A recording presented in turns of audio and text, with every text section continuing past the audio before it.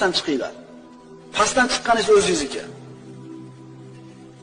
Ishga, mehnatga toqati yo'q, yalqov, tekinxo'r bo'lib o'sgan, keyin katta bo'lgandan keyin bola chaqani boqishga ham qiylanib qolgan odamlarni ko'rganingda, bu ular uchun or, nomus, uyat bo'ladi.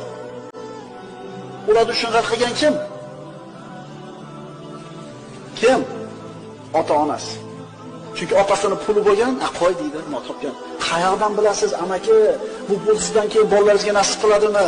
Qayoqdan bilasiz, sizga bor hunar berib qo'yaylik. Hunar berib qo'yaylik bolalarga. Umar ibn Xattob aytgan, albatta bu qo'llar ishlash uchun yaratilgan. Agar ularni toat bilan mashg'ul qilmasangiz, bu qo'llar sizni ma'siyat bilan mashg'ul qilib qo'yadi. Qarang, Sirin, Muhammad ibn Sirin otasi Sirin, qulida ozod bo'ldi, hunari bor ekan, darrov jamiyatda